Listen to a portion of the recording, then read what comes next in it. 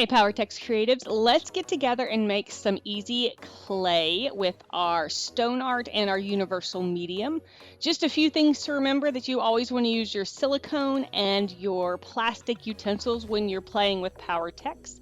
You also want to make sure that you go in there and you stir it really well. I'm using the end of my spoon there because it's going to get all of those little yummy bits that might have settled while it was sitting on your shelf, so that you get the best possible results from your Powertex. You also want to make sure you just clean that up a little bit. It'll just make it easier for you to get your Powertex open. And I do recommend gloves during this because even though they are safe to use, it can be drying and you don't want that yuckiness all over your hands. So today we are going to have some fun and make some air dry clay. The easiest way to do this is you just want to take your stone art and you're going to put it in your plastic container. And then you're just going to use equal parts of your stone art and your universal medium and just mix them together. Now you're going to notice I'm not really measuring anything. I'm kind of eyeballing it. And that's okay. There isn't a perfect science because it does depend on, the temperature and the humidity. How you might need a little more liquid, a little more powder.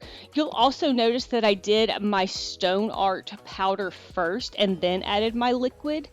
This is because if you put your liquid in first, stories have told us, doing this so long has told us, that you end up making probably more clay than you really intend to when you do your liquid first. So just remember to put that powder in first.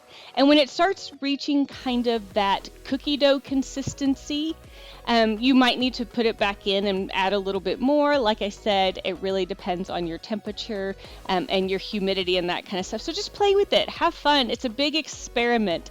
So you can see I'm stirring it, a little bit more of my stone art powder in until I get a nice kind of crumbly cookie dough kind of form.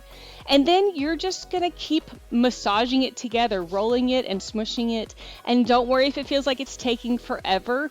It took me probably 5 minutes or more before it went from that texture to a really smooth dough like you see here. So now we're going to go to the fun part.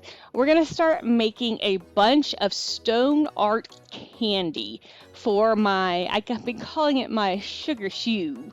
So here I'm using some silicone gummy bear molds, and you're going to see I'm going to be using a bunch of different molds here. What's great about these is they're nothing super special. All of these came from the baking and candy making aisles at either Walmart or Hobby Lobby. So just as long as they are silicone, the sky is the limit on what kind of molds you can use to create your own stone art embellishments. Here I'm going to be making some gummy worms because yum, who doesn't love gummy worms?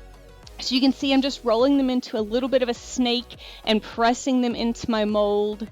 This was really such a fun kind of experiment. This is the first time I've used the stone art, and it was just fun to be able to play and really get my hands in it. If you're one of those people that likes hands-on art and touch and feel and textures, this is the thing for you to do. It was so much fun just to get my hands in it and be able to play with it and create and just do all sorts of fun little touchy-feely things. And it's really cool to be able to make embellishments that fit exactly with the project that I am trying to make. I didn't have to go out and buy any pre-made pieces of candy or plastic gummy worms or anything like that. I got to make them myself, which was super fun. So you can see I'm just making and baking, I guess you could say. So we're going to let those dry. Like I said, it will depend on the humidity and the temperature of where you live, how long they take to dry. I always say a good rule of thumb is to just let it go overnight. To paint, again, we're going to make this super easy. We're going to take some Powertex Easy Varnish, and we're going to add just a little bit of the Power Pigments and just mix them together. It is that easy to kind of DIY your own paint for a project like this. And the Easy Varnish is great because it acts as a sealant and also adds some shine to my project, so I get that nice kind of candy yumminess. And I'm literally just going to do the same thing with just a bunch of different colors. I'll put the colors that I use down in the description below so you can know the exact colors. But I kind of went for a unintentional, like a tropical theme. So you're going to see I'm using an aqua and an orange and a lime green. And of course, I'm only painting half of my little gummy worm so that he ends up with that kind of double-sided gummy worm thing that you kind of usually find in the package.